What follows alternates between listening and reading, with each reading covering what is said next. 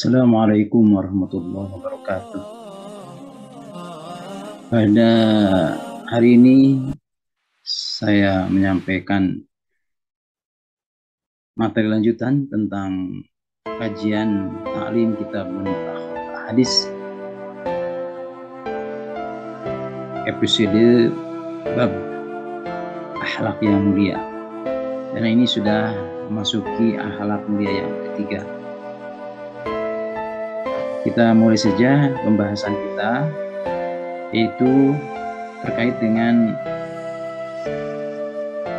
yang disampaikan pada akhlak yang mulia ketiga ini, terkait dengan pembahasan 5 hal. Yang pertama adalah pembahasan yang paling dicintai Rasul. Yang kedua adalah al-birru dan al-ithmu. Kemudian yang ketiga, orang yang beriman itu sangat patuh. Kemudian yang keempat, lemah lembut dan toleran.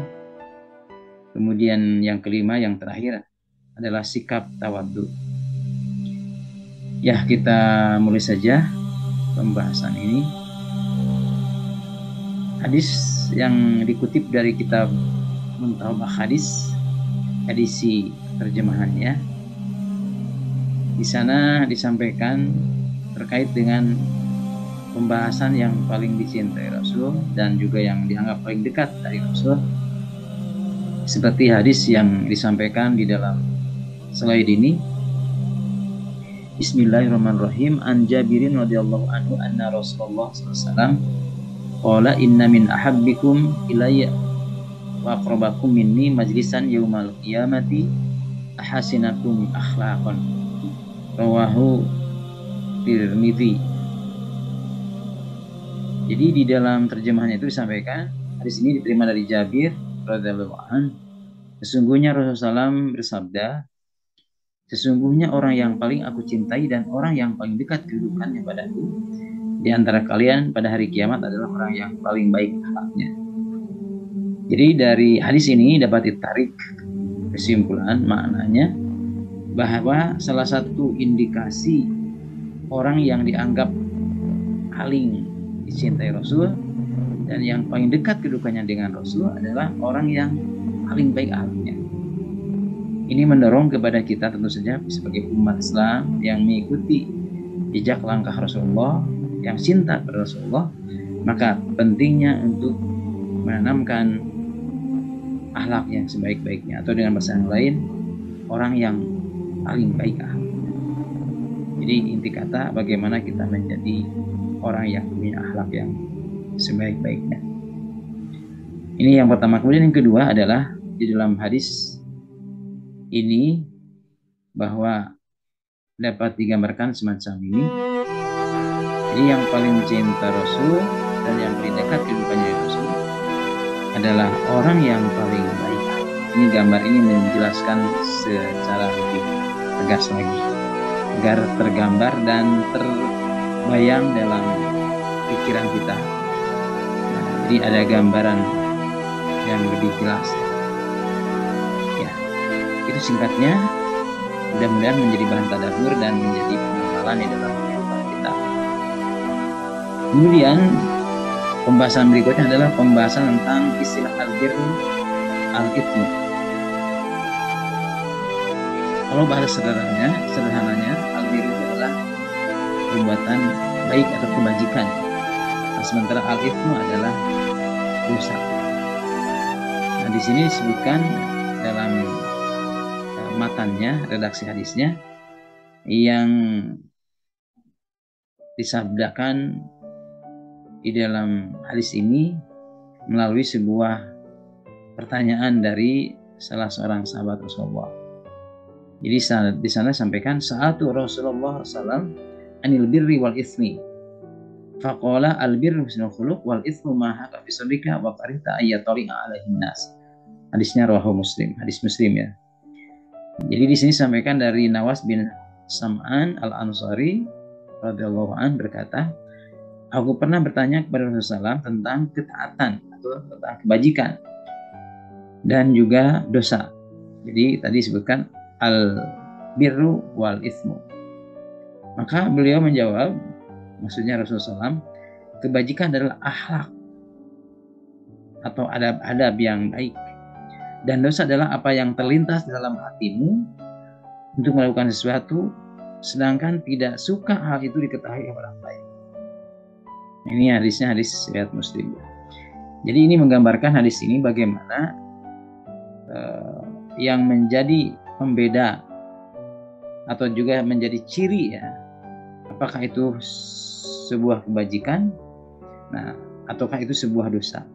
Nah kalau kebajikan itu menyangkut ketaatan dan juga menyangkut akhlak serta adab-adab yang baik. Nah sementara dosa disampaikan dalam hadis ini adalah satu hal yang terlintas di dalam pikiran, di dalam perasaan, bahwa ketika dalam hal itu ada semacam perasaan kalau dilihat oleh orang itu tidak disenangi ataupun tidak suka, kita merasa tidak enak.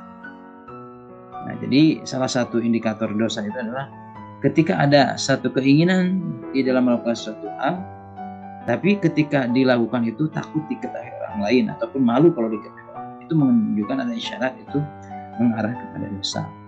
Nah, sementara kalau berbuat kebajikan itu tidak akan merasa takut ya, karena itu sebuah kebaikan dan akhlak yang baik. Ini juga menjadi gambaran buat kita. Kalau dalam pikiran, perasaan, keyakinan kita, ini khawatir kelihatan orang, nah di sana berarti sudah mengindikasikan itu sebuah dosa. Sementara kebajikan adalah justru melahirkan satu akhlak yang sebaik-baiknya. Itu bisa digambarkan dalam sebuah gambaran di sini, akan memperjelas ya. Albirru itu di dalamnya adalah akhlak dan adab yang baik. Sementara alithmu tentang dosa, sesuatu yang terlintas dalam hati yang tidak merasa senang bila dikatakan orang lain. Jadi itu yang menjadi gambarannya. Tinggal bertanya saja kepada diri kita sendiri, sejauh manakah kita di dalam melihat kehidupan kita sehari-hari, apakah mengarah kepada albirru ataupun alithmu. Ataupun kadang-kadang albirru, kadang-kadang alithmu. Ya tergantung mungkin perjalanan yang kita lewati ya. Kemudian yang ketiga, disampaikan tentang bagaimana bicara tentang orang beriman itu sangat patuh. Jadi kalau orang beriman itu indikatornya suka patuh ya pada aturan, terutama patuh pada aturan Allah Subhanahu wa taala.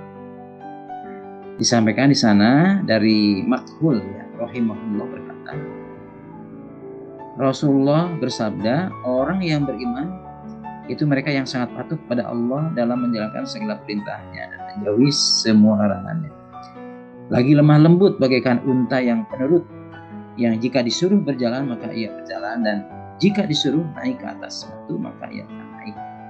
Nah, jadi di sini disebutkan al-mu'minuna hayyinun layyinuna kal jamalil anifi inki dan qoda wa in kunikha ala sakhratin istanaha kha. Jadi itu bagaimana menggambarkan ketaatannya seorang kepada Allah SWT. Nah, inilah mudah-mudahan kita termasuk orang yang beriman yang patuh pada aturan Allah. Nah ini yang ketiga. Kemudian yang ketiga ini digambarkan dalam sebuah visualnya biar menggambarkan lebih tegas lagi. Jadi orang yang beriman itu adalah dilihat dari akhlaknya, kemudian gambaran akhlaknya itu akan terlihat dari kepatuhannya. Orang yang sangat patuh itu bagaikan onta. Onta itu taat ya. Ketika disuruh berjalan ya jalan, disuruh naik ya naik. Nah itu kemudian kita lanjutkan. Yang keempat adalah pentingnya lemah lembut dan toleran. Ini disampaikan dalam sebuah hadis dari Abdullah ya. Jadi an Abdullah bin Mas'udin radhiyallahu anhu qala Rasulullah, ala ukhbirukum biman yahrumu 'alan nar wa biman tahrumu 'alaihin nar. Jadi ala ukhbirukum biman yahrumu 'alan nari wa biman tahrumu 'alaihin nar ala kulli qaribin hayyinin sahrin. juga hadis Tirmidzi dari Abdullah bin Mas'ud berkata, Rasulullah SAW bersabda, maukah aku beritahukan pada kalian tentang orang yang haram menyentuh api neraka dan orang yang tidak akan disentuh api neraka? Nah, di sini dengan sebuah pertanyaan retoris ya. Nah, maka Rasulullah SAW melanjutkan sabdanya, yaitu orang yang lemah lembut dan toleran dalam kaitannya dengan hubungan kepada orang lain. Jadi dengan kata lain, kalau kita ingin dijauhkan dari api neraka, dengan istilah di sini tidak menyentuh dan tidak disentuh. Jadi haram menyentuh dan juga tidak akan disentuh api neraka adalah orang yang lemah lembut, jadi baik di dalam perangainya, tidak kasar kepada orang lain, dan juga mampu menghargai orang lain, atau istilahnya tenggang rasa, atau juga dengan bahasa yang lain adalah ya menghargai keberadaan orang lain, menghormati, ya, toleran ya. Jadi tidak membuat orang dipaksakan karena keinginan kita yang berbeda. Tapi kita mencoba menghargai keberadaan yang berbeda dengan kita. Nah, ini pentingnya kita lemah lembut, tidak kasar kepada orang, dan juga termasuk toleran di dalam menghadapi berbagai perbedaan dengan pihak yang lain. Ya, kita lanjutkan yang terakhir. Ini adalah ya sebelum yang terakhir sebagai gambaran tambahan. Ini yang merah menggambarkan bagaimana efek positif dari akhlak itu. Orang yang haram menyentuh api neraka dan tidak sentuh neraka, jadi akan selamat dari siksaan api neraka. Nah, sementara kita kan berdoa tiap hari mungkin, ataupun ya sekurang-kurangnya sangat banyak kita berdoa dengan Rabbana atina fid dunya hasanah. Nah, ternyata salah satu upayanya adalah dengan sikap lemah lembut yang tentu saja yang sebaik. Dan terakhir adalah sikap tawadu. Sikap tawadu itu bahasa sederhananya adalah rendah hati. Bukan rendah diri, tapi rendah hati. Di sini diisyaratkan dalam sebuah hadis dari Iyad bin Himar an Iyad bin Himarin akhi Bani Mujashi'in radhiyallahu anhu qala Rasulullah SAW, inna Allah awha ilayya an tawaddu hatta la yafkhar ahadun ala ahadin wa la yabghi ahadun ala ahadin.